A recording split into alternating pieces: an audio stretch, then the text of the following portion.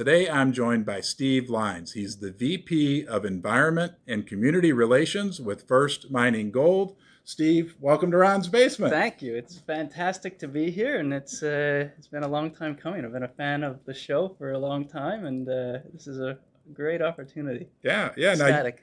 you have a great background dealing with permitting of mines. Is that correct? Is that an accurate statement? Yeah, that's I guess how I got my start in the mining space was essentially as a regulator on mining projects in the far north of Canada. So going back to probably about 2005, I'd worked on most of the northern mine developments that have occurred in the Northwest Territories, but also and mainly up in all the way up in Nunavut. Wow. And so that's how I learned the regulatory system. That's how I, learned how to think like a regulator and understand what their needs are and what it takes to, approve projects across the country.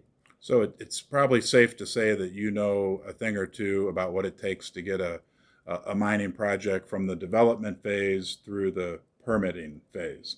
I think so, and it's something that I've done before. Sure. It's after being a regulator, then I really wanted to work in the industry space. Hmm. As a proponent and for development companies. So I got my start with De Beers up in Yellowknife in the Northwest Territories on the Gacho Quay project.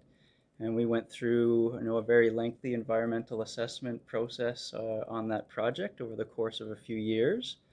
Um, and then in around about 2013, I decided I'd been in the far north for kind of long enough, and my wife and I, decided to come back to southern Canada. Southern Canada, where it's nice and warm. Yeah, Correct. Right. sometimes of the year, for sure. Right. By the way, we're coming to you from. Is this considered southern Quebec still? Where are we? I wouldn't call it southern Quebec. By drive, we're about 6 hours north of Montreal in a very famous mining town called Rouyn-Noranda. Oh, wow. Yeah. Right, which is about 30 minutes from our Duparquet property, which is just a bit further to the west. Which we visited today, and I want to touch on that in a few minutes. But you said something that I want to circle back to, and that is what you learned during your previous career stints, dealing with the regulatory process. That any of these, and correct me if I'm wrong, but I think what I heard is that is any of these projects move through the permitting process, how critical it is to consider all the different parties that are involved in their needs. Hmm. Is that a safe assessment? It is. I mean, any project across the country, in the natural resources space, mining, could be transportation, energy. It is very heavily weighted on the importance of consultation, and that's consultation with stakeholders, it's consultation with First Nations, Indigenous communities, um, it, municipalities, it's Mm-hmm. consultation with provincial governments, the federal government, and really understanding what their questions are, what their comments are, what concerns are out there, and doing the work required to address that. Mm-hmm. And that's really what these processes are about. And they involve a lot of work, a lot of Sure. study. Often the questions are repetitive in some ways, but at the same time, across mining projects and across gold mining projects, those questions are often, quite common. Mm-hmm. So you can draw from past projects, whether it's a past project that I've worked on or a past project that our technical experts have worked on or other team members, and you typically know where to find the answer, how to develop the answer. None of this that we're doing, none of it is new, Right. right? Yeah. It's all been done before. I remember when I was at the University of Calgary and I had my thesis professor, and he would stand on the table and he would emphasize that you have to stand on the shoulders of giants. He would always say that. And his point was that, nothing that you do really in life, or it's very rare that you do something completely new and Hmm. unique.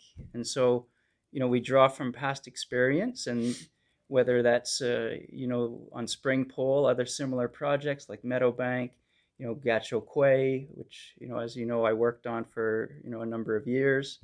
Um, or if it's, like Du Parquet, which is a brownfield site, Hmm. there are a number of great examples of projects like that that have come before, Hmm. done it successfully. There are lessons to be learned and new things that we can try out. Um, but just there's a lot of success, behind us that Hmm. puts us on the right track. Yeah, I would imagine with First Mining Gold, you have the Spring Pole project, which is a new project. Is that an accurate way to? I mean, not new to the company, but it would be a new mine in that area, as compared to where we are today with the Du Parquet project, which was a past producing mine that we're potentially looking at or restarting mining at some point in the future. Yeah, the Abitibi region of Quebec is, known throughout the world for, its mining industry. It's quite promoted. I think the number from the PEA that was, published, or being published, is that 1 out of 7 jobs in this region is directly from the mining industry, which is quite a bit. Um, for Spring Pole, uh, I would say locally, it is, not as, maybe accustomed to mining, but Hmm. northwestern Ontario as a region has a long history of mining, a long history of exploration, and a lot of recent mining development. Hmm. I worked for Greenstone Gold on the Hard Rock Sure. project for 6.5 years. Um, and there's a lot of experience to draw on from that. The Cote Gold was approved. You also have Rainy River, Goliath, and the whole Red Lake district as well, which is only 100 kilometers from where we are at Spring Pole. I mean, there's tons of experience out there as well. So it's in no way foreign. People are quite familiar with it, but at the same time, I think there's more, groundwork to do Hmm. on a project like that. Hmm. And I would imagine that while there's many, many similarities, that each of the projects also has its unique little nuances, obviously, as well. Oh, for Yeah, sure, for yeah. sure. And each project has different communities Hmm. associated with it. There's different site conditions. Du Parquet is a brownfield site.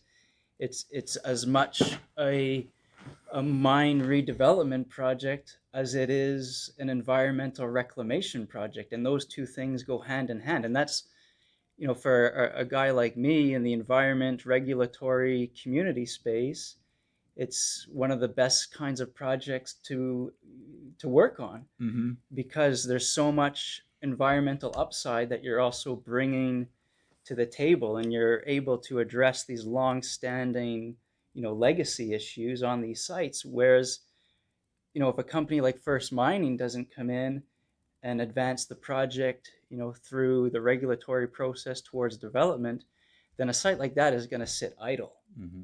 And for me, it's a waste of a resource, because Yeah. there's still, lots of gold in the ground to be recovered.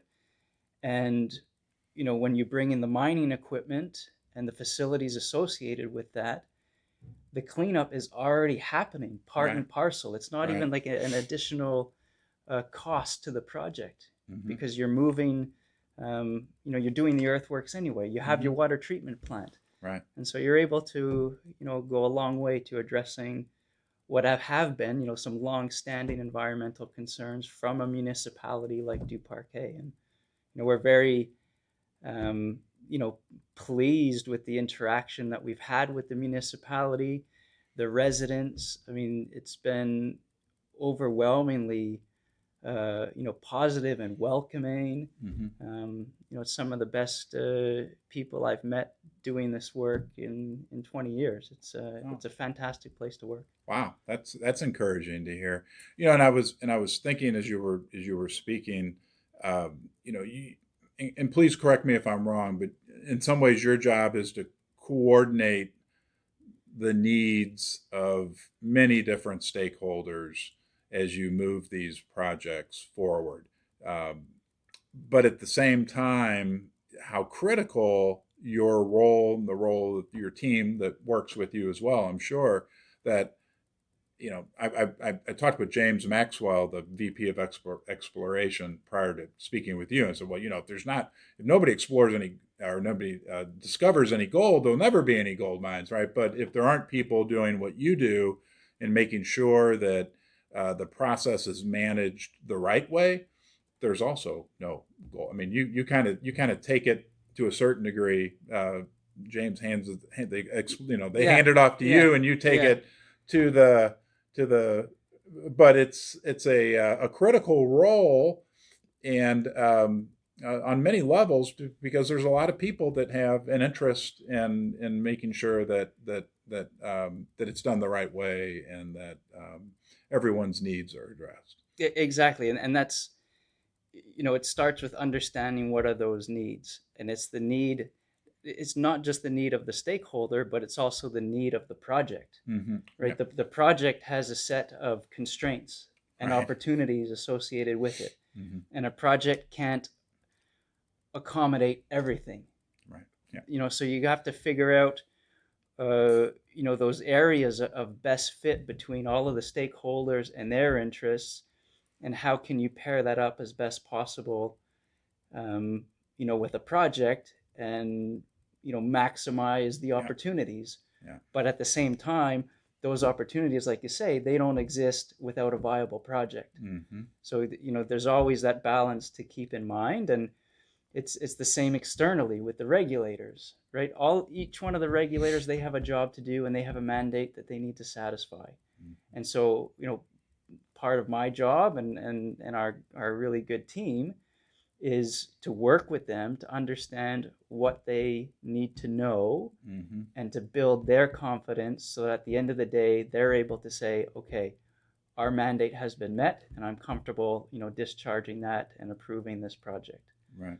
And that goes on as well at the community level. Mm-hmm. How can a project like Spring Pole, for example, support regional development in northwestern Ontario? Mm-hmm.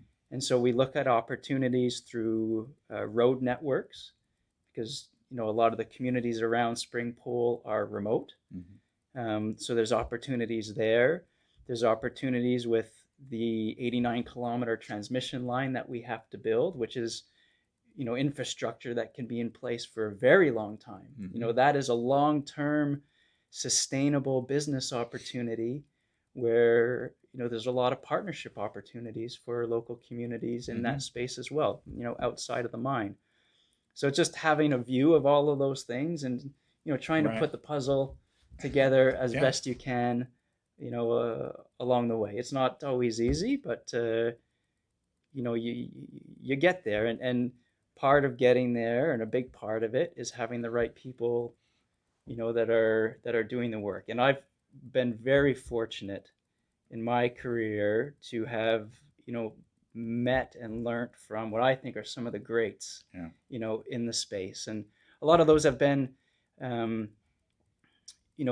some really great legal counsels that have worked for decision makers, Mm-hmm. and you kind of learn to think a Yeah. little bit, how a decision maker thinks about things and approaches it.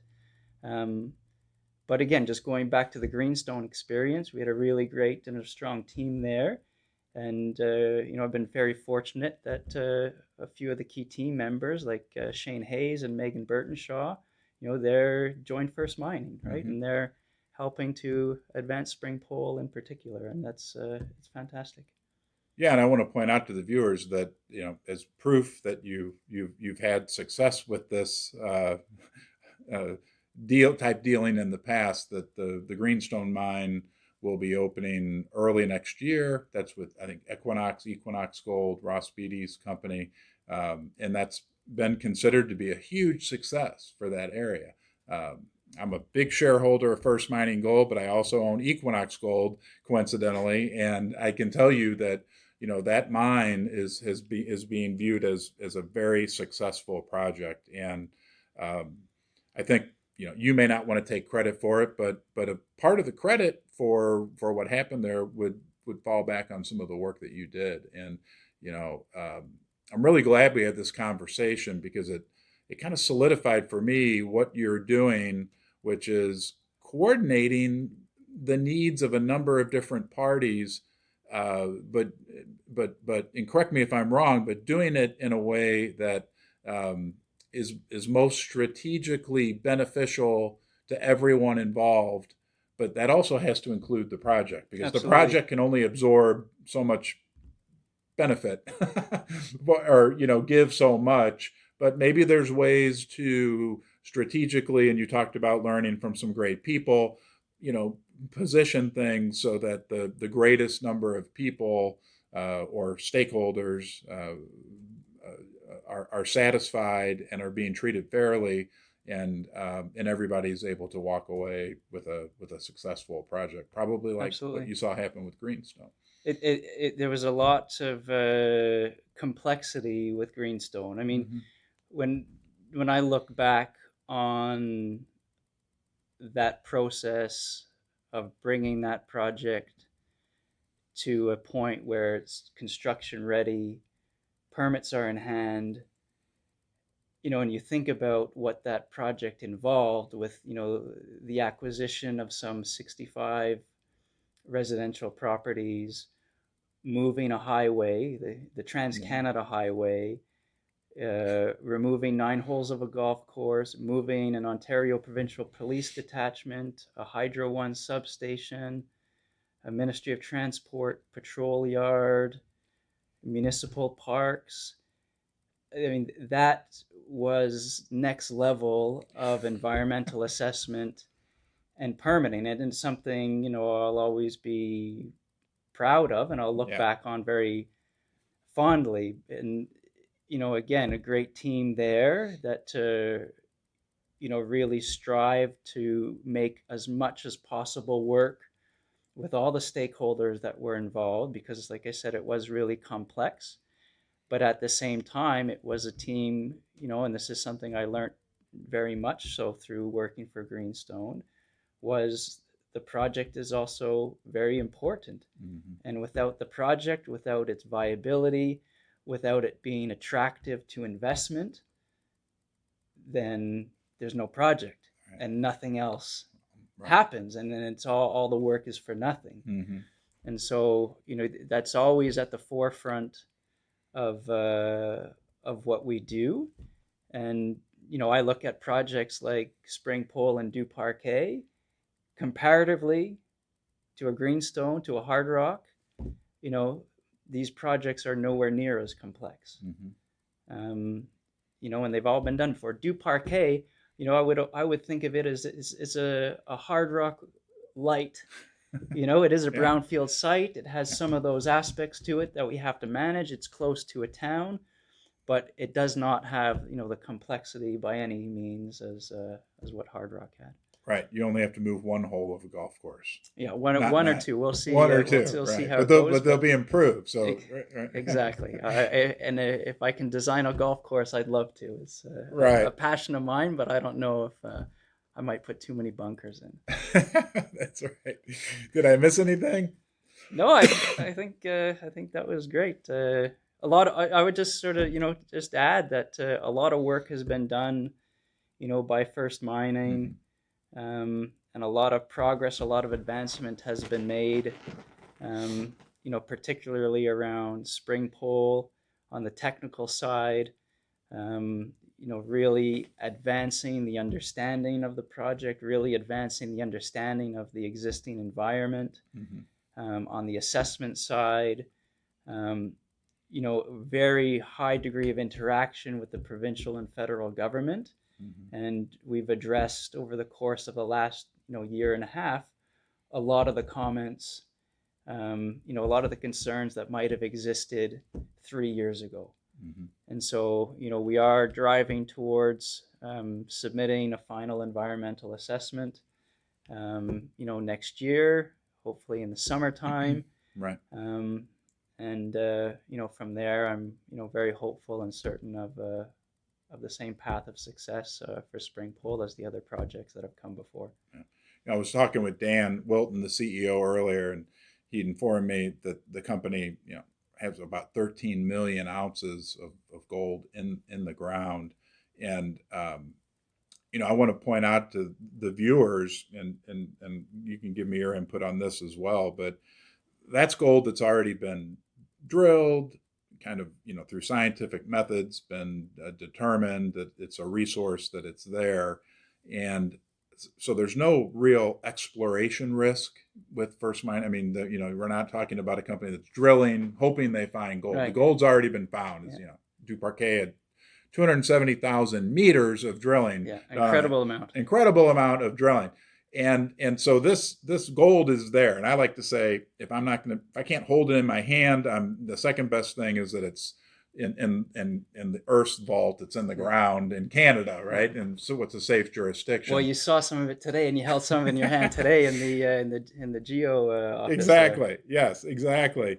But how important it is from an investment perspective that exploration risk has been removed now. And it's not just that we know the gold's in the ground, but more importantly, and Dan pointed this out, that these projects are being advanced. And that's, I know, a big part of what you're doing. So it'll be exciting here, in the coming years to see how these projects continue to advance. And I really appreciate you taking the time to talk to me, because now I have a better understanding and even appreciation of what it is that people that do what you do are doing, and how critical it is, because without you, it doesn't really go from the resource phase to the production phase, right? It's a lot of work in there, and a lot of strategic work as well. Yeah, for sure. It takes it's a lot of meetings. It's a lot of meetings in communities, which are some of the best meetings to have. Really getting to talk to people. Mm-hmm. But it's also a lot of government meetings, a lot of phone calls, a lot of emails, and right. We keep going. Right, and most every problem can be solved, right? Absolutely. Yeah. Thanks, Steve. You're I very appreciate welcome. your time. It was a pleasure to talk to you. I've always, like I said, wanted the opportunity, and it's happened. Here we Wonderful. are. All right, I'll talk to you soon. Thank you, you too.